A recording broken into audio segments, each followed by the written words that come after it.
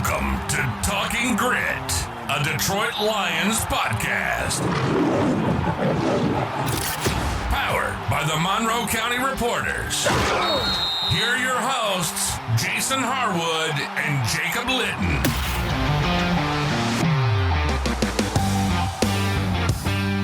Welcome to Talking Grit. I'm Jason Harwood, and with me is Jacob Litton. Has anything changed since I saw you this morning, Jacob, or are you still doing okay? I'm still okay. Nothing has changed at all in the 6-7 hours, whatever it's been. I do have a question for you, though, before we get into the podcast. I know you saw what Riley Green did with the Tigers on their losing streak. He, shaved his beard, left a mustache. My question for you is, if the Lions lose 2 games in a row, which they haven't not done in multiple years, would you be willing to shave your beard to reverse the jinx of them losing? For the Lions? Yes. Is that what you said? Oh, man, that's tough. No, I don't want to shave my beard. Don't put that out in the world. Now, if they lose 3 games in a row, I mean, you got to do something. You're a guy that believes in jinxes. And now that I put this out in the world, you're going to have to do it. Well, clearly you can't shave yours into a mustache, can you? No, I can't. That's why I'm putting it all on you, man. You got a beautiful beard. I'm gonna. If you don't do it, I'm gonna talk to Morgan. That is a baseball. That is a baseball and a hockey thing. It does not affect football. Just so you know. I was just wondering if you. But if I'm on that team and I had some sort of superstitious whatever, without a doubt that I'd be shaving. Yeah, I just wanted. Riley Green looks so different with that beard. Right. And I prefer him with the beard, and I was wondering, I was like, I wonder what, I'd never seen you without a beard, so I got to me thinking, what would Jacob look without a beard? All right. For a very brief period of time, I just had the mustache. Did you just have them? Oh, well, I shaved for one time. I forget even what. This was back when I was working at Wendy's. This was a long time ago. Okay. And they didn't allow facial hair. Well, I had let the mustache whatever grow out, and then I shaved the sides and just had a mustache, and then I let it all grow back out again. Yeah, I'll try to find a picture. Yeah, I do want to see it. Just like you want to see a picture 20-year-old me with the mustache. Yeah, I want to see it because you saw me with hair, and that was 20-year-old me. Maybe it might have been 19-year-old me at that point. Anyways, let's move on to something that people actually care about. Alex Anzalone's been showing up for practice. Contract situation is still in flux. What are your thoughts about it? We haven't, all that stuff came out of him going to the media after we talked last week. So I'm curious what your overall thoughts on the contract situation is. And I'm sure you're glad that Anzalone's back, out there playing. Yes. No, really good to see him back out in practice because I wasn't sure based on the comments that he made to the media. It was not, there was no hiding. There was no look for the hidden meaning or anything like that. He was pretty cut and dry, pretty clear. He wanted the contract. It seems like Dan and Brad. He said, you'll have to ask Dan and Brad about that. I did not like anything about that. He also said it wasn't his agent. It wasn't him. It was, completely on the team. Don't like any of that. And then, this was also when he was not practicing because of the hamstring. So then, you have to think okay, maybe he is, if this was the regular season, maybe he's probably good enough to play or to practice, and he's just not doing it because of this contract thing. So, yes, it's good that he is practicing now, but that definitely rubbed me the wrong way, everything that he talked about with the media. And, before I get into the numbers and everything, I don't know if you noticed that too. It was great to see him out there. The body language from him also kind of still seemed off to me. Even him walking around in between drills and everything. Did you pick up on that at all? It's kind of hard to tell. If it was in a game, I could tell because, he's so high strung and just so into it. It's kind of hard to tell, but it didn't seem like he was a full go. I don't expect that to translate into the regular season. I think Alex is going to be fine playing. I don't think you or I or any Lions fan has to worry about that. At the very least, Alex wants another big contract, or not top of the market contract, but another pretty decent sized contract.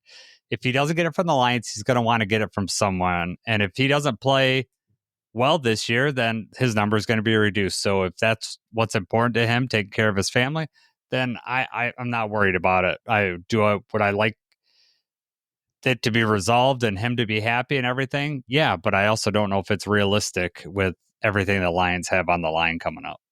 You want to go Exactly. through the numbers, though. I 'cause have maybe like that'll- some rough numbers here. I mean, I know the Pro Football Focus thing is not always reliable, but just for the sake of last year, he was rated 67.8, which is 70th among all linebackers. So this is not just inside. But stat-wise, he ranked 57th in tackles, which he missed some games, but he was 52nd in total snaps. 2023, he was 14th in tackles for the league. 2022, he was 34th. So, he's been hovering around that. Right now, there are 23 inside linebackers paid more than him right now. His average Pro Football Focus rating has been 57.25. He's never exactly been somebody that's been at the very top tier when it comes to Pro Football Focus. Stats wise, also not exactly like at the top. What he brings to the team, the energy, the leadership, what he brings to the defense can't really be measured with these stats exactly like that. And I think that might be the angle that he's looking for. But right now, the average annual value of his contract is $6.1 million. And I mean, the top linebackers are making between 15 to 21.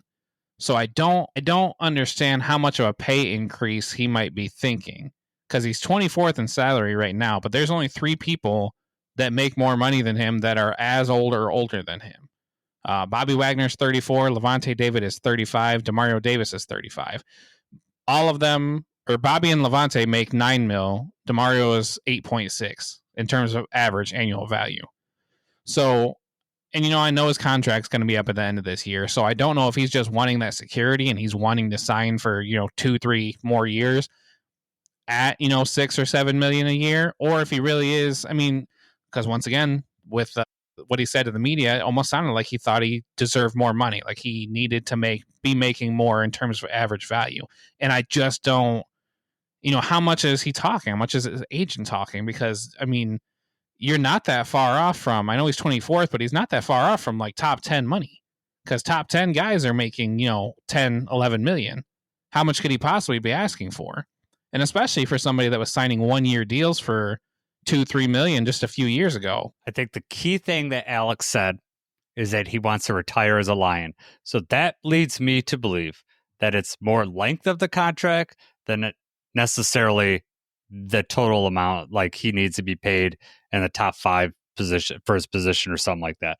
That's the way I personally feel. Being that said, he's already 31. So now you're paying for 32 and 33. You have all these other contracts coming up. It's not that he's not worth that money or that he would provide that value. It's whether it's the opportunity cost. What else? Who are we not signing? Who are we not able to give extra money to? And at some point, you got to think about that stuff. We got a question in our chat from Dan. So shout outs to Dan. I'm sure that's Dan Pask. It just says Dan on there, but I'm sure it's Dan Pask. If not, I'm sorry, Dan. But it is from a Dan. Regardless, it says, can Alex get a contract with different amounts for each year, as in it goes down? Cheers. The answer is yes, he could do that. I mean, you could structure a contract. That's not typically how the NFL works.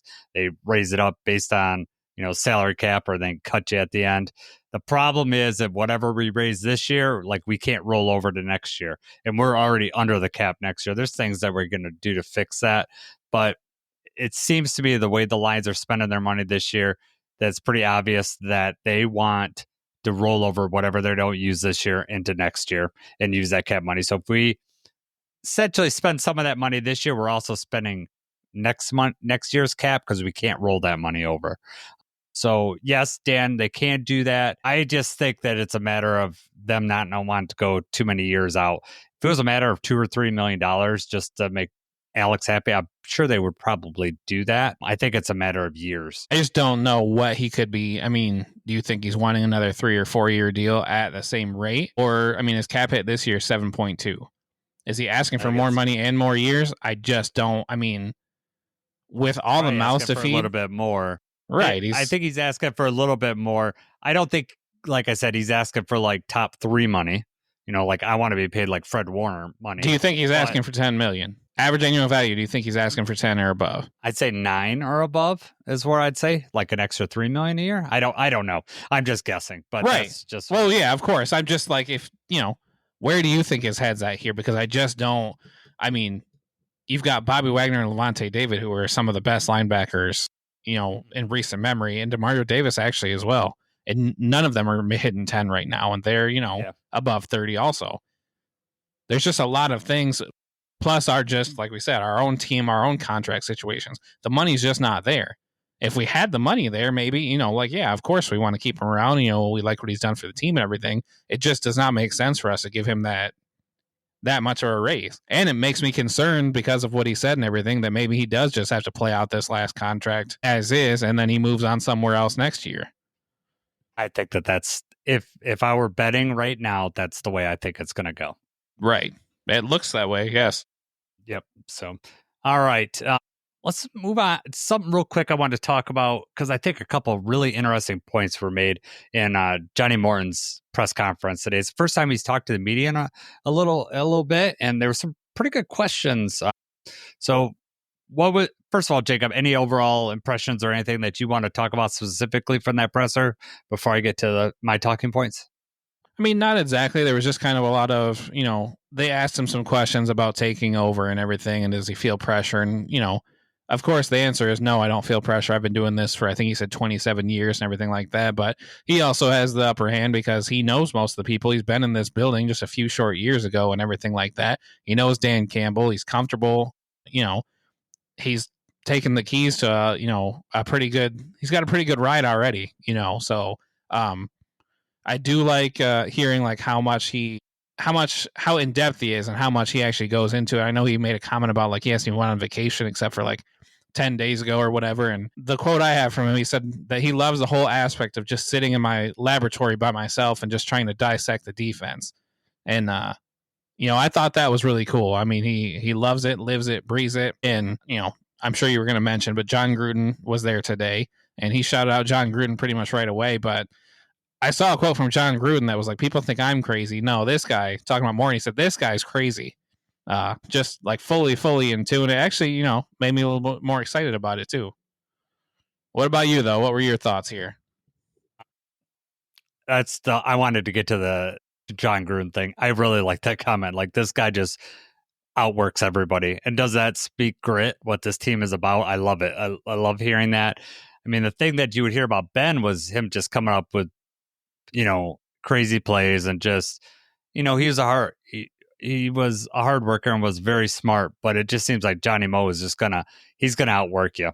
It doesn't mean he can't get beat, but it just sounds like he's gonna put in the work, and everybody respects a guy that works hard. I mean, just from top to bottom, I'm sure that's going to be good. The other thing that I thought it was interesting is that he said he's going to work from the press box. And so that's kind of different, right? Our guys usually work on the sideline, at least in the recent years, they've been working on the sideline. So I thought that was interesting that he's going to be up in the press box. So, Jacob, if you were a coach, would you work on the sideline or the press box? I actually don't know. I feel like I want to be more in tune with the players and what's going on and being on the field. Like, hey, what do you see? What are we trying? What are we doing here? You also are more readily able to talk to the head coach and like your other position coaches or whatever that you have down there. But, I don't know. Morton's been doing this a long time, so he said he likes to stay away from the chaos and like to see things better up. So I can understand that. Yeah, I think just from a vantage point, I personally like sitting higher in the stands, just like we did at the practice today, so I could see everything. I probably would like to sit up top so I could just have a better eyes view of everything. And then I get it. Like, it's crazy down those sidelines, but I think the advantage is Goff could just come up and quickly say something to you. I mean, I assume that they could talk, through a headset or whatever, but it just, it might be easier to say a quick thing or get body language easier or talk through things. But I remember when they had the phones, like this is me aging myself, when they'd go to the sideline, the quarterback, they'd throw their helmet off and then they get on the phone, they start shouting on the phone. You could tell they're arguing with the coordinator upstairs. Exactly. They're not happy. Now they're throwing tablets and wearing headsets. So, yeah. Breaking those Surface tablets. The other thing that everyone's been worrying about the trick plays. And, I think the assumption is since Ben Johnson's I hear that we're just not going to run him as much. And Johnny Mo basically says they were working, so why would I not do them? And every time you'd hear Ben Johnson talk about it, he would say, I got this trick play from so-and-so. It wasn't just Ben Johnson coming up with these plays. It was other people. And so the team likes it. I'm going to assume it's going to happen. Maybe not at the clip it was happening before, and I don't think it needs to be happening at those clip at that percentage. But I like seeing it, and I think it just gives the defense another thing to think about. And I don't consider a hook and ladder a trick play. I think that they're so good at it that that's just part of the offense. Right. That's not the same as like the flea flickers and stuff like that. Stumble bum, like, yeah, good old hook and ladder has worked every time for us so far. But Yes. something else he said was just trying to keep the defense uneasy. And that's also with those trick plays. If that's something they have to think about, then we're just helping the offense. One more thing that he said. Sorry, go ahead. I was just going to say about the 2-back sets. Okay. So, I don't know if that's where you were getting to. No. So he's talked about, they asked about the 2-back sets, which I've seen and practice. I don't think we saw it today at all. At least I never took a notice. I didn't notice it. I did see I was looking for it, it, but I didn't see. I went on Saturday and I saw it, and it was very early on, just like in walkthroughs. But they asked about it, and he goes, why would I not want to get my best 5 players on the field? So it's all about creating matchups with Johnny Morton. And you talk about him going to his laboratory. This speaks to it. I'm going to put my players in the best position to make plays. And, whether that's getting Dave Montgomery and Jameer on the field together, it'll be interesting. He talked about, he doesn't know how the defense is going to play it yet. How are their teams going to react to it? And then he'll know how to play off it. But the option is they could be so multiple with it. They can run, they can pass off it, that it's not like, okay, well, we have to run a pass and we're screwed if they put in dime defense or whatever. They could check to a run. And then you got Jameer or David out there blocking for each other, and they'll be fine. But what else did you want to hit? Just the last thing was something that he said, and I don't have it written down, but I believe this was when they were asking about, Hendon Hooker and Kyle Allen. And he said, when we get in the preseason game, I'll have them highlight the plays that they like, and that's what I'll do because I want them to feel comfortable. That was cool for him to say, this is, I know he said they've got a new install like every day. They keep adding more and more and more. But when it gets to the preseason, he's going to have them highlight the plays they like, and then that's what he's going to run. A lot of times, especially, this is something that we were worried about. Not necessarily worried, but, a lot of times when they first come in, they almost want to make too many changes, or they're wanting to try to make things their own, or they're just like, hey, this is what we're doing. This is how you got to do it, sink or swim. Doesn't sound like that's going to be the case. Morton says, hey, what do you see? What plays are you liking right now? These are the ones that we're going to try to run. And I like that he said that, especially for Kyle Allen and Hendon Hooker to try to see what they have in the preseason. I'm sure it's a little bit different with Goff. I mean, you still want your quarterback to be comfortable, but, if you're the starter, you got to be able to do everything that's asked of you. But yeah, just when it comes to the preseason game, I really like that he mentioned that. Did you catch that? I did, and I like that too. I mean, I think that probably goes for more this early, the Hall of Fame game. I'm going to assume as preseason games goes on, Johnny Mo is going to be able to put more on these quarterbacks' plate just as more as training camp goes on. Well, at some point, it does have to be sink or swim, but right, to ease them into this, see what they have. Exactly. So we have, not on chat here, but Ash Soden from the Lions UK podcast DM'd us and had a couple questions for us before we get into these practices. He says, first he wants us to tell us about the general thing of training camp, like what's the experience, what's the vibe, anything like that. So I'll let you start. What do you think, what would help a fan, or what can fans expect when they go to a training camp? Well, it's funny because my training camp experience is different than most, and it's different than even yours on most of the time, because when I get to go to training camp, this is because of the company that we work for, that I have VIP tickets. I get to sit in the, fully covered tent, which today the heat still got to us. I don't know about it for you, but I mean, the thickness of the air and everything was real. Yes. It was a lot, even in the covered. But, just being in that environment, I know it's just practice, but if you're a true fan and you really like football, it's awesome to be that close and be able to see how they practice, to see the game prep, even, just when they're doing their little jogs and sprints and stuff. Like today, we saw Taylor Decker up pretty close. Decker did not practice, but, no pads. He had his jersey on. He's out there warming up. He's just doing some stretches, did some jogging. They did some mobility work and everything. That's just cool to be able to see up close. Like, okay, yeah, he's rehabbing. This is what he's doing right now. He's right here. We're all in this. I like training camp. I like being there. Like I said, other people may not have the same experience when it's hotter out there in the sun and they're trying to fight for autographs and stuff like that. But what are your thoughts, Jason? Because you've seen it both ways. Yeah, so I went on Saturday, just sat in the general admission area. Today, Jacob and I luckily got to be in the VIP area, which neither of us take for granted, and we're very grateful for that Absolutely not. Yes. opportunity. It's still pretty not something we're used to, so that was really cool. But anyways, so when we went on Saturday, it was didn't have to deal with as much heat on Saturday, which was nice, and we were out of the sun. If you're gonna get there and you're gonna sit in the general admission stands, sit towards the back, because early in the practice, most of this, it's probably like the back 4 or 5 rows is shaded. Everything else has sun. But the problem is if you're there for autographs, you want to be on the other side where the bleacher seats are and that along that fence, because that's where the players go to. Gibbs was out there signing in that area. Well, I didn't catch everybody else that was on that side signing, but Hutch was there signing on Saturday, and then Hutch came over to the bleacher or the regular general admission stands and signed for all the kids. Not all the kids, but a lot of kids today. Depends on your, what you're going there for. If you're going there expecting getting autographs from all the big name players, it's not going to happen. You might get 1 or 2 if you're lucky. So please don't go there with high expectations, because I don't want you to be there disappointed. I love going to training camp. Like Jacob said, you get up close.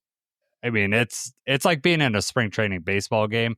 Very similar type feeling, a little more laid back, and you're not gonna. It's gonna be very few of us are gonna be ever closer to these NFL players, and it's really cool. So I thought my wife was gonna have a heart attack because Hutch jogged right next to our stands. So she was pretty excited about that. I had to calm her down. That was on Saturday, but it's a lot of fun. I definitely recommend sunscreen, especially if you got pale skin like me. You want to have some sunscreen. You will burn, but it just the fans are excited. There was some Alex Anzalone chants the other day when I was there and said, "Pay the man." Sheila came on Saturday.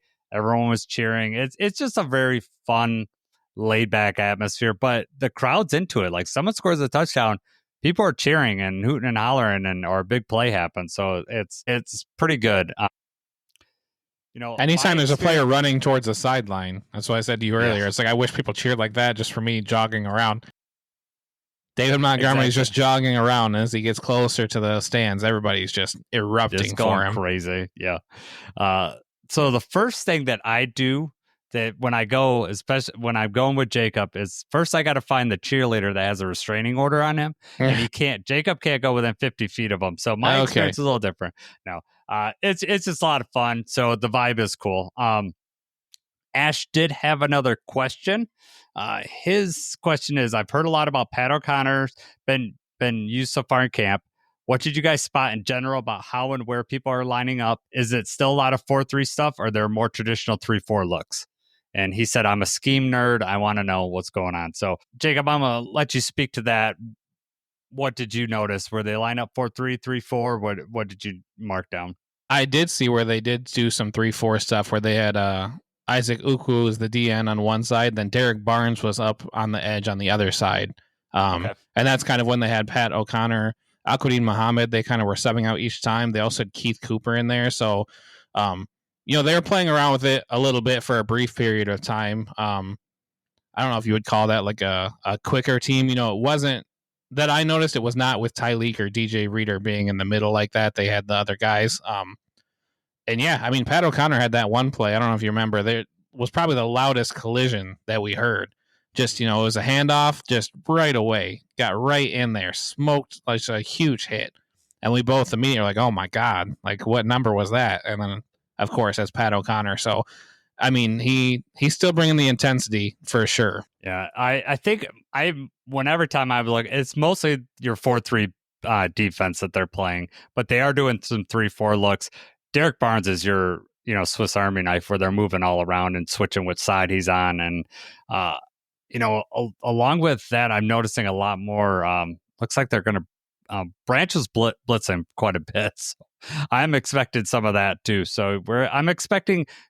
I don't know if you could be more aggressive than Aaron Glenn, but I'm expecting different blitzes than Aaron Glenn's defense from different spots. And I think that that's going to help provide more effective pressure. Let's just say that they have had a lot of pressure. It's just they weren't getting home. I have a feeling that they are going to be more effective this year when they're dialing up blitzes. And having Derek Barnes back is going to really help that. If he's healthy the whole season, he's a player they didn't have available for, the last 15 games last year. And I think that's going to, as long as he's healthy, I think you're going to see a big uptick in that. I'm going to, Coda asked another question today that just in general, before we get into the practices, he asked, do you guys think that Jamo has a serious shot of leading the team in yards this season? Because I do. He looks amazing. So do you think he's got a shot? Can he outproduce Amon-Ra in yardage this year? I would say that's absolutely possible. I mean, all these rumors and stuff that you've heard, all the coaches talking, the players talking. I think just today, Brian Branch said, in terms of like where Jamo said, just get your popcorn ready for it. He is, he has taken that next step. Just in the short practice that we saw today, I feel like, 100%. The routes look different. His cuts look sharper. His hands look better. He's really just improved in almost every aspect, it looks like. So Amon-Ra is Amon-Ra. He's going to get his targets, and Amon-Ra is as sure-handed as they come. So I would still bet Amon-Ra has more targets, has more catches than Jamo. But if you're asking about yards, I definitely think that Jamo is, it's possible that Jamo has more yards for sure. Yeah, I think the thing that I'm excited about Jamo the most, there's a lot to be excited about, but the thing having more of the route tree, running every route, because the play that everybody oohed and ahed about today, he doesn't do that last year, where he basically they faked a fade to the end and he cut to the front pylon. If you haven't seen it, I'll show it really quick right now because yeah, you saw it live and you were in awe, and I could hear the crowd and everything, but I did not get to see it until I saw this highlight. I'm going to show it really quick here. So it's Jamo's lining up against Rocky Sin, comes up, fakes to the back pylon, goes to the front pylon, just cuts his route off real early. And I mean, if you're one-on-one with Jamo, I don't know how you beat that, to be honest with you. Right. If that's always the intent, like that's the route, that's always the intent is to hit him at that pylon. If that ball is there, which is close timing, I don't know if that was Goff or who threw that. That's pretty close timing. You'd ideally just a hair quicker, but you're right. That literally is impossible. There's no way. There's no corner. Nobody can move that fast and be able to read that unless you knew that was coming. But the threat of him going over the top, going over the corner is always there. And as soon as your hips get turned, he's gone towards the pylon. The ball's already there. It's impossible to cover. Yeah. Well, one-on-one. Let's just say one-on-one. Now, say he had safety help in the back, like that he could pass him off. Then I think you could, he could play underneath, and then you're looking at a pick six. The problem with that, you're going to double Jamo. That means you're going to single cover Amon-Ra or Laporta in the red zone. Or he was on the outside, though, correct? Yes. Yeah, there's nobody going to be on cover of. Yeah, but if the safety is on that side already, then you would not run that route. No. Yeah, I'm just saying if you pull a second guy over there, then you're going to leave someone else one-on-one.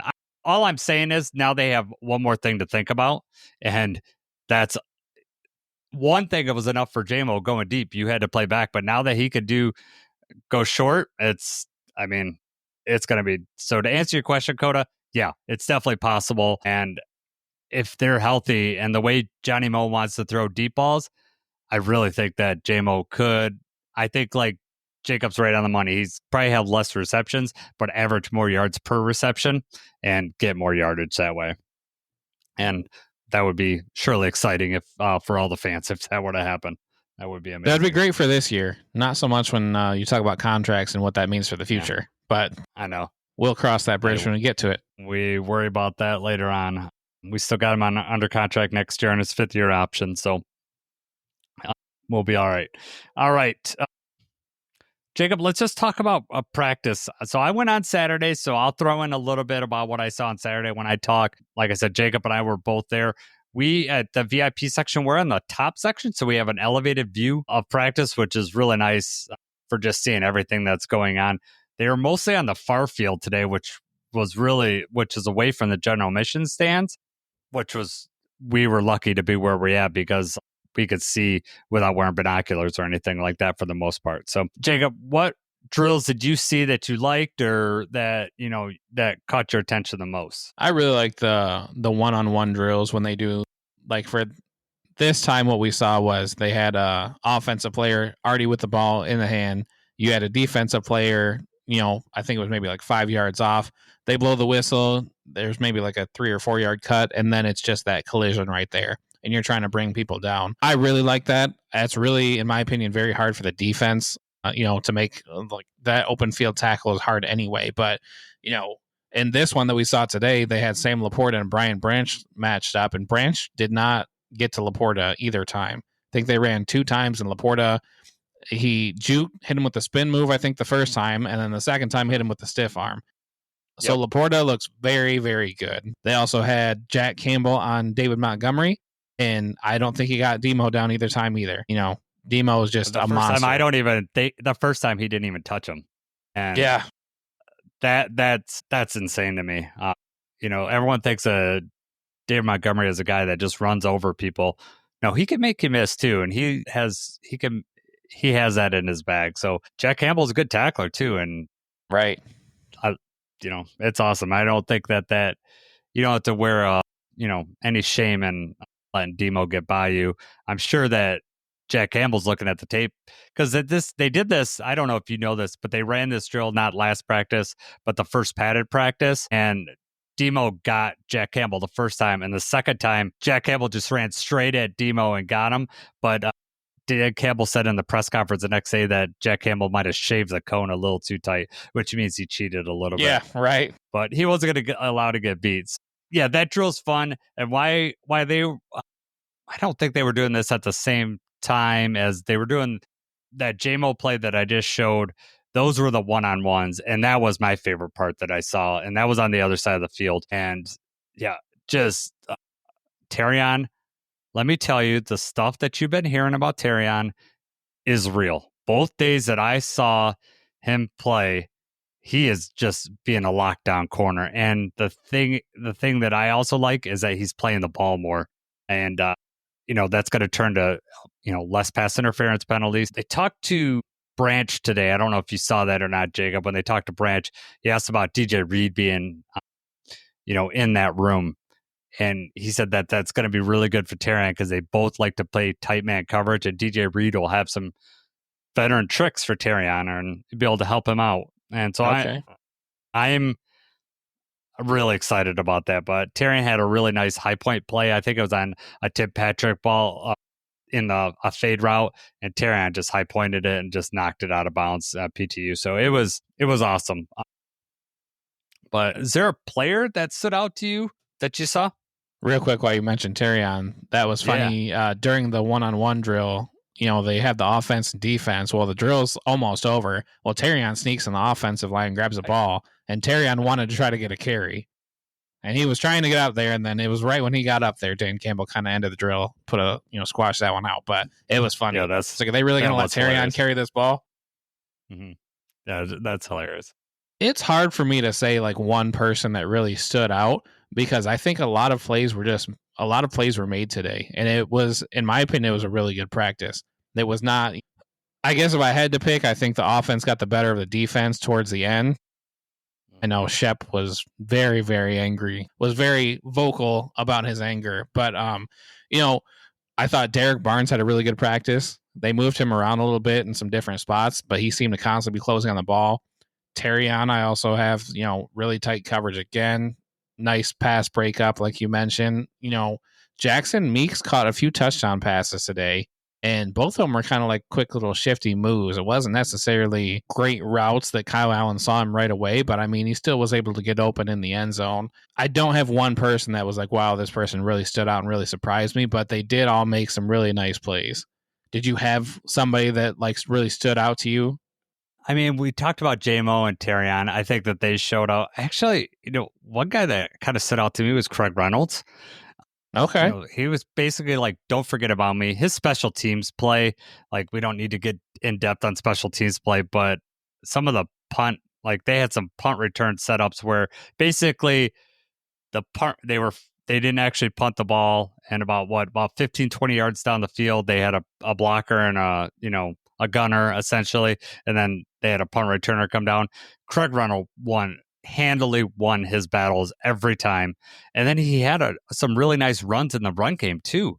So like I don't, it's like people are like, don't forget about me. Baki's not going to take over my spot right now, and with Baki being hurt, Craig Reynolds is saying, no, this is my spot. I'm not giving up RB3 so easy. So I'd say, along with the people we mentioned, I really like Craig Reynolds and what he did today.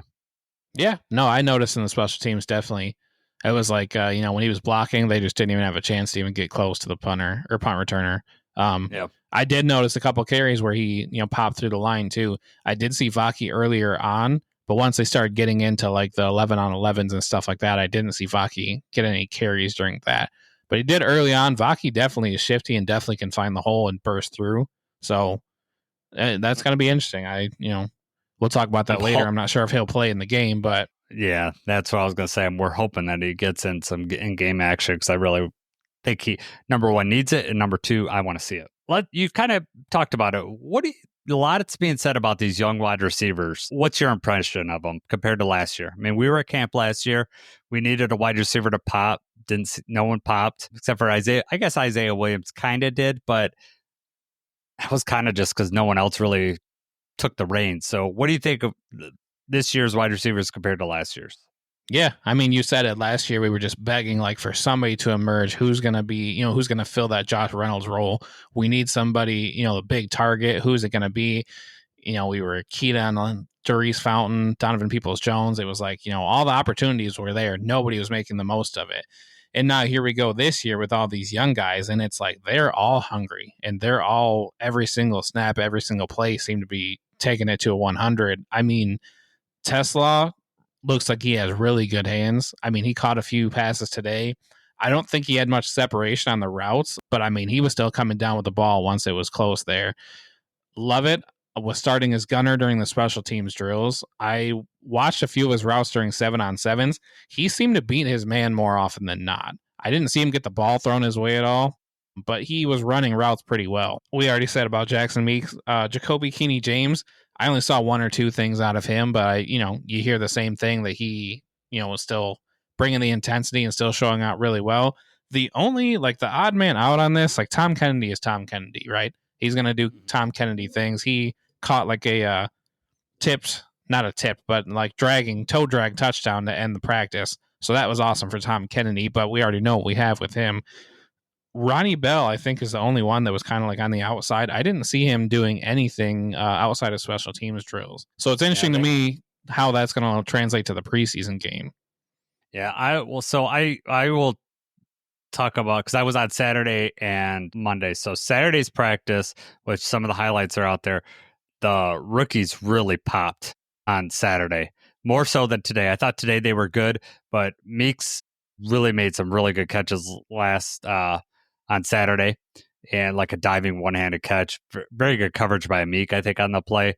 It was really nice. And then I think Lions Media showed the Tesla catch that actually ended practice after he spiked it. He had really tight coverage, not a lot of separation, but he fought through it and made the catch. He's got really good hands. He is fighting through a knee injury. He talked about it in one of his press conference, or not really press conference, but when they talked to him after the practice, and he's just fighting through it. So I am thinking that he's probably going to, maybe he's losing some top end speed. I'm not sure, but we don't have to worry about his hands. And I also saw, I know a worry him coming out of college was him fighting through jams. When I was on Saturday, there was a couple of them that they jammed and he was able to fight through it. Maybe not as cleanly as, say, an Amon-Ra or Jamo, but he was able to fight through it and get out in his route, and he wasn't just stopped. So that's encouraging to see. But I do like what I'm seeing with these rookie wide receivers. I also think improved quarterback play from Hendon Hooker and Kyle Allen is also playing a part in this whole thing. Well, how did you feel? Real quick, if we're going to talk about that, how did you feel they looked, in your opinion, Hendon Hooker and Kyle Allen, overall today? Nothing real. Overall, they looked all right. Hendon is definitely, I think, not holding the ball as long as I noticed last year. He's getting rid of it. I know one he tucked, but pretty much everyone was covered in that game, and that was one he scored a touchdown on one of the red zone drills that were ran. So Kyle Allen had some trouble with snaps. I'm sure you want to talk about that a little bit, whether that's on the center or on Kyle Allen. I'm kind of feeling it's on Kyle Allen. So, but I'm not right in there, so I couldn't see him. We don't have any replays, so I can't really 100% tell. Did they either of them looked as sharp today as I saw them on Saturday? But I still thought that they played well and their decision making was good. Not so well. Probably Hendon's over Kyle. Kyle made a really poor interception in red zone. So, what did you think? I was just not. So I wasn't overall impressed. My thing is pretty much all the 11 on 11 action went to Kyle Allen with the twos. Kyle Allen got that. Hendon Hooker was actually on the other field getting in like some work. I don't know if it was just with a position coach or what. Hendon Hooker was getting some individual work done while they were as a team over here. And you're right, Kyle Allen had a horrendous interception. I mean, in double coverage. I don't know what he saw. It was a red zone one too. So, yes, right. That's what makes it even more egregious. Right. And then, he threw a couple touchdowns. He had some nice throws, but overall was not impressed. The snap thing, I think there were 3 or 4 today, which is crazy. And it was all between him and Kingsley Eguakun, the backup center. And 2 of them were under center. And I mean, obviously it's very hard to tell from far away what's going on, but it didn't look like it was a bad snap. It was just the exchange, something about it. I don't know if it was the humidity or what, but then he also had another one, it was a shotgun snap that he dropped during the 2-minute drill. So that can't happen. We got to clean that up. Flashback to David Blau in the Atlanta preseason game, just stuff that needs cleaned up. I guess it was up and down from Kyle Allen. I guess you could say there was more good than bad on most of those throws. But when it was bad, it was very bad. But I just didn't like that Hendon was not getting that work in. And I don't know if that is because Hendon is going to be getting most of the work in the preseason game, if they did that because, Kyle was going to get most of the work, or if that was just, they're kind of taking turns going with the twos and we just caught the day where it was Kyle's turn to get most of the work. So I don't know, but I mean, we've got to see what we have with Hendon Hooker, and I just have not seen enough. Yeah, I got to see more of him on Saturday. He looked pretty good on Saturday in the second team offense. I was pretty impressed. There's definitely a connection with him and Tesla, and I would also say Meeks is, the beneficiary of his better decision making. One thing I noticed on Saturday that was improved a lot today was offensive line play and pressure that Goff was getting. It seemed like on Saturday, he was not getting very much time to throw the ball at all. Hutch got multiple sacks. One with Skipper, one with Panay. Hutch got sacked today too, but it just overall seemed like Goff had just a little bit more time to throw the ball, which I was happy to see. And the run game seemed to pop a little bit more also today rather than on Saturday. So it was nice to see that improved offensive play. However, I am pretty excited. Hutch looks like Hutch. I mean, Hutch looks amazing. Did you notice anything different in Hutch play, or were you? No, I mean he's a monster. Definitely, one of those things we were worried about, like with the leg injury. How is he going to look? Is he going to be as explosive? He definitely looks like he's himself out there. So that was really good to see. He's hungry and ready to play football. And Davenport looks good on the other side. Absolutely. Oh, my gosh. I know that everyone's saying that and just holding their breath at the same time. And I know that you're big about jinxes, Jacob, so I don't want to say go too far. But if Davenport plays healthy this year, that offensive line is going to be fine. Or defensive line is going to be fine. At least the starters. I am super impressed with Davenport. Agreed.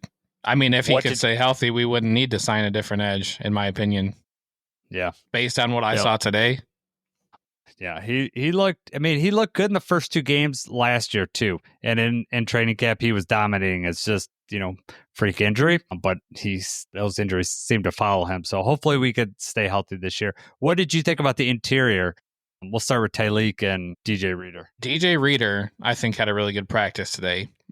Definitely, a run stopper as advertised, exactly like he's supposed to be. It's good that he's healthy and, pretty much every single play he was disrupting the run. As far as Tyleek goes, I mean, towards the end, when we started to see a lot of the 11 on 11s, I think he was kind of just exhausted. That's what I'm chalking it up to, because it seemed like he was kind of going through the motions. When I was looking up close towards the end of practice, he was not impressive at all. It's kind of, as soon as that first engage, you kind of put a move, and then if the move didn't work or he didn't break right away, he kind of was content, like, I'm just going to be, I'll be right here where you're blocking me. We'll stay right here away from the player, do whatever. So I did not care for that, but once again, this was towards the end of practice. The humidity and everything, how hot it was, I think probably, especially for some of these bigger guys, it was getting to them. That's what I'm hoping that it was, and it's not anything about his work ethic. I think it was just a difficult practice, and that was towards the end. So I listened to Eric Schlitt's thoughts on the practice, and he mentioned that play that Tylee, I don't want to say gave up on, but didn't give 100% effort. Let's just say that. It was like 2 or 3 at the end, but yes. Yeah. But he said the very next play, they chalked that up to, so they were in shells, so they weren't in full pads at that point. They probably took the pads off because it was, just too hot, and they were trying to just get some work in, but also give them a little bit of break. And so they were attributed that, like, maybe Tylee thought that they weren't going to be going full go because they didn't have the pads on, and then they said after a couple of those plays that he busts through the line and stopped the run play after that. So maybe, who knows? Maybe he was saving his energy for that. I don't like to hear those things, but also Tyleek's a big guy, and it was quite humid, and it's early in camp. So we'll see. I don't, whether that's going to translate into the regular season and him not being able to be conditioned in the fourth quarter. That's too early to make that assumption, but your probably mind's going there, Jacob, and that's, you don't want this to extend into the regular season. But DJ Reader has looked good both days that I've seen him with my own eyes, getting in the backfield. The run defense has been solid, and that does not surprise me at all. Between Tylee and DJ, Davenport's going to, definitely hold the edge, and then linebackers are going to clean it up. It'll only get better when Alex is back there in full time. It's been a treat to watch this. I think this defense is for real. I'm excited about it. Just need everybody to stay healthy. Exactly. So after practice today, are you more excited about the team? The same expectations, lower? Where's your feelings at? Oh, anytime I get closer to the team, I'm more excited. Yeah, for sure.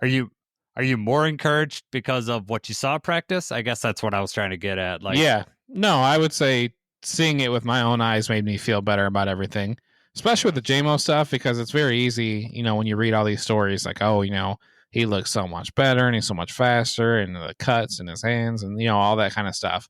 To be able to see it with your own eyes and be able to confirm, like, oh, okay, yeah, no, he has taken the next step. This is actually happening. That kind of stuff is awesome. I agree. So, like, my evolution, so this is my 3rd year going to training camp. And the first year, so 2 years ago, that was Jamo had a little rougher camp. And I mean, he was out there early just practicing with his hands. Because if you remember around that time, people were questioning his hands and his ball tracking skills. So he was out there earlier doing that. He would still have some occasional drops. Now, last year, there was a marked increase in the expectations that increased for Jamo. I'm just floored about his progression, and it just looks so much more natural for him. And I don't know, I don't want to say he looks more mature, but I think his body language has calmed him down, but he's still super excited. Don't get me wrong, but I don't know. I can't tell. Just looking at him, he just looks like he's more focused, knows what to do, and has an idea of, like, this is what I'm going to do in this play. And it just has a lot of confidence. So I'm excited about what he's going to do this year. It's just something about the body language, though. Like, kind of the opposite of what I said about Anzalone, where it's like something about that energy and something about the way he was even just moving around. It's like something's not, not quite there. But then you flip it, for Jamo, and it's the opposite. It's like, yes, okay, yeah, he's definitely more in tune with everything that's going on. Last year he had his helmet off and was kind of in everybody's face after every play and everything, which is fun. And I mean, that's still kind of what he does and everything. But I didn't see anything like that today. He might have been celebrating everything like that, but it was more, I guess, a different level of maturity, just taking it seriously. Yeah, I don't know. I mean, he throws the ball up and celebrates after every play, but he is also, like, yelling as much. I don't know. He just is ready to play. Maybe he's decided not to waste as much energy and just, put it on the field. But the stuff that you guys are hearing is not, hyperbole. It's for real. So be excited. You have every right to be excited. You're gonna have to wait a month and a half to see it because he's certainly not gonna play in the preseason. But it's awesome. Did you see, before we head out of this practice up, did you see Tim Patrick's post practice comments? Did you see the post player interviews? I did. Okay, so I don't know if you caught this or not, but he was talking about how difficult this training camp is and that he's not performing as well. So did you have any thoughts on that, or did that surprise you at all? Or it did surprise me to hear him say it, but then again, I mean, if we're talking about what we saw today, I don't think he necessarily did himself any favors. I don't think he stood out or had any like memorable plays or anything like that. Maybe that's just what he's thinking, is that last year, he had that whole acclimation period. He wasn't with us with the offseason at all. So, it took time throughout the regular season. Well, now here we go. He re-signed. Now he's got the offseason. He's already got, the thing going with Goff. I think in his head, he would be doing better and making more of an impact and making more positive plays than what he is. So that's probably where he's struggling. And what I interpret his meaning is a difficult training camp. I don't know that it's any like physically more demanding than any other training camp, but maybe just his specific situation that he's in, and to be playing at the level that he thinks he should be playing at, and it's just not quite matching up there. Yeah, I think he said that he needs to give. It's not like he's low effort, but I think he needs to match the intensity of these young guys coming out here, and it sounds like this training camp is more intense than other training camps from the context that I got what he said. So I think he's just kind of getting used to that. But he did say by the end of training camp he'll be good to go. He did say that I only have to beat the fourth cornerback, and I should be able to do that every time easy. So it just tells you the respect he has for the other guys on the team that knows that he's maybe the fourth option, but he'll get his balls. All right. Anything else from practice that you want to talk about, or that I? No, I think I'm good. Okay. All right. I just don't want to cut you off anywhere, but practice is good. If you get a chance to go out to training camp this year, next year, whatever, I do recommend, especially if you really want to see the hard work that these guys put through, and to make to make some of these guys to make the team, some of the starters just to get ready for game day. So I do recommend it. Got a game on Thursday, Jake, up the Hall of Fame game. It's gonna be on Peacock. So hopefully, I know you and I will be able to watch it. Hopefully other Lions fans already have Peacock and they'll be able to watch it. So first I want to say that Jacob and I plan on live streaming our reactions to that game. So we're going to have a live stream here. If you want to get on and chat with us, ask questions, have comments, we'll have fun. That's the plan. First time we've ever done this. So be patient with us, and it'll be a work in progress. We'll promise we'll get better, but we figure it's preseason for the Lions. It could be preseason for us too. So that being said, what player or like position group, or when you turn that game on, what's your number one thing that you want to see, that you're looking forward to seeing? I want to see how the offensive line holds up. I'm interested to see if hopefully Ratledge is out there, but Manu, I want to see what he's doing. Kingsley, I played backup center, so I don't know if he's going to be doing most of the center work in this. I just want to see how this offensive line holds up and how they mesh. Yeah. There's a couple other position groups, but that's number one on my list. So what do you got? Okay. Yeah, my number one, I think that's good. I kind of want to see if Tate's going to play. I would say I agree with you. That's probably my number one. My number two is Hendon and these young wide receivers, especially Tesla. I want to see Tesla and Meeks and see how they do. Love it too. Love it. Although didn't have many catches today, looked good the other day, and definitely looks good in special teams. So those guys got shots at being on there. I mean, Tesla's going to be on the roster. Love it. I think definitely has a chance to be on the roster with the special teams, and Meeks is trying for that too. So I'm curious in seeing that. Who do you think's going to start, Hooker or Kyle Allen? Based on what we saw in practice, it seems like Kyle Allen is going to be getting the start. They've done every other day. They've done back and forth. So maybe tomorrow it'll be different. So I don't know. I don't know how that's going to work out. If it works out that way every other day, then how intense do they do the practices when there's a preseason game on Thursday? Because they do a walkthrough on Wednesday, but I mean, obviously you don't have to lighten And the load Wednesday, as much there's for no practice. There's no practice Wednesday. Tomorrow's the last practice. Wednesday's a travel so they day. don't. And that Okay, so there's no They won't- walkthrough on Wednesday. no. So then would Nope, they they not do will- some sort of walkthrough or basic practice tomorrow and lighten the intensity? No, I think it's going to be a full practice tomorrow. Okay. I know they're doing a walkthrough on Saturday. At least that's what that's what they that's what I think they're going to do. But Dan says that he thinks Hooker. I assume he's talking about Hendon Hooker, but hope he's not asking for a Hooker.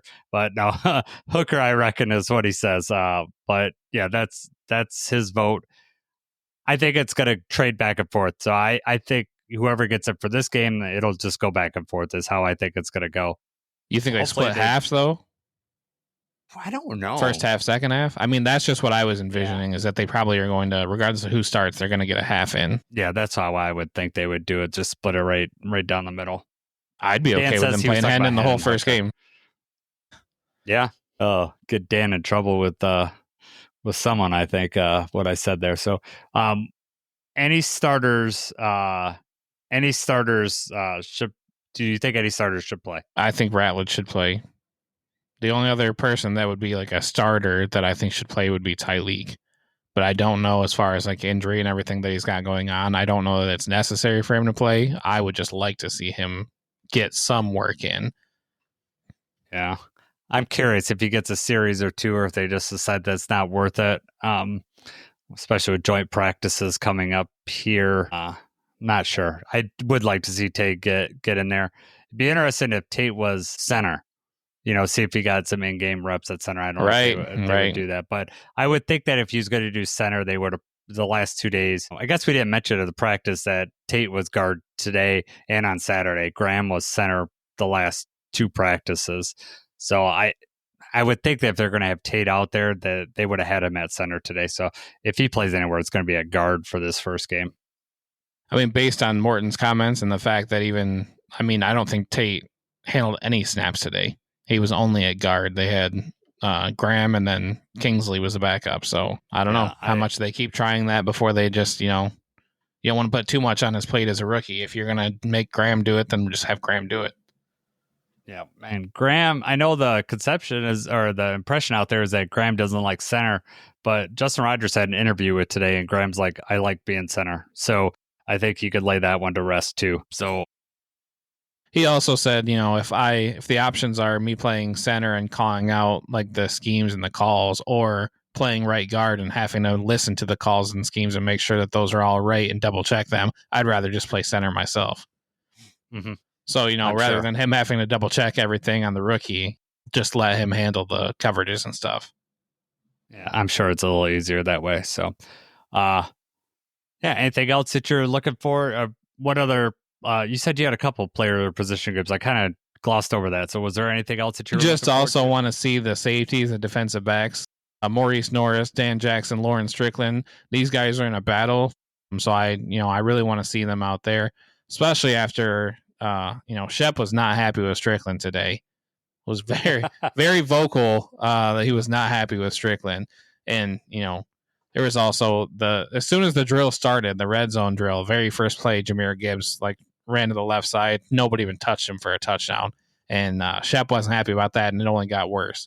But yeah, Strickland he called out specifically, but these guys are in a battle. I definitely want to see them and see what they have. The only other thing was, like you had already said, hopefully Hendon Hooker shows out, but seeing his connection and seeing with Meeks, Keeney James, Lovett, Tesla, just want to see the offense move. What we're probably going to get is a classic preseason game where we're going to see how offensive line, and we're going to see Jabari Small carry the ball 20. I think so. Nate, I'm interested in seeing Ukwu, Nate Lynn, and Hassanin perform. Saw Hassanin the last couple of days. Definitely not ready for prime time. He totally missed a tackle today. I think it was on Craig in the goal line. He got yelled at pretty hard. And I think that was the botched snap, wasn't it? That was a bad snap. They picked up, handed to Craig, and then Craig still somehow makes Hassanin miss, and then I think he made the safety miss too and scored. He just bowled right to the end zone. Yeah, it should have been a busted play, or they should have been able to get them down. And Hassanin just got totally blown up. But he's a 6th-round pick for a reason. So if you're expecting to come in here and do his thing and get 10 sacks, pretty high expectations. From what I've seen the last 2 practices, he has a very long way to go. But he's a hard worker, and if he wants to get there, I think he can get there. But he's only started playing football 6 years ago. So it's not like he has a ton of knowledge. He's got a long way to go. But we'll see how he does. See, you didn't get to hear him yell at practice today. At least I never caught him yelling. But man, on Saturday, he was yelling super loud, like a guttural scream. And Sarah looked at me and said, "What was that?" And I go, "I'm pretty sure that's Hassanin." No, I did not hear him at all. Yeah. No, I didn't see him make any plays either, though. So that's probably. Yeah. They were like, "Shut up. You got to make a play before you can make those screams." But Hutch looks good. I think it's going to make this defense as a whole, especially defensive line, better. It was fun, a lot of fun. I was glad to spend it with you, Jacob.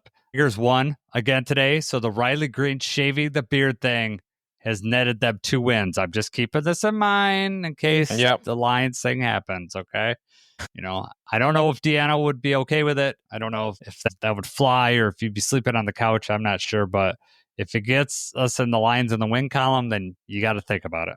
Yeah, I will consider. All right. Superman's good. I have not seen Fantastic Four yet. Have you seen either one? I have not seen either. I'll be waiting for streaming for both of these. Superman's good. I definitely recommend seeing that. I have not seen Fantastic Four, so I can't vote on that yet, but I might go see that tomorrow. I'm not sure. But Superman's good, so go ahead and watch that. But anything else before we wrap up? I'm good, man. I'm ready for Thursday. Yep. Thursday football. Remember, we're going to stream live, so it'll be on YouTube, Twitch, Twitter. Probably, we obviously can't show the game, but it'll be just us talking about the game, and it'll just have a chat, and then we'll just go from there, and we'll see how it works. So hopefully you guys could join us. Should be a good time. For Jacob, I'm Jason. Let's go Lions.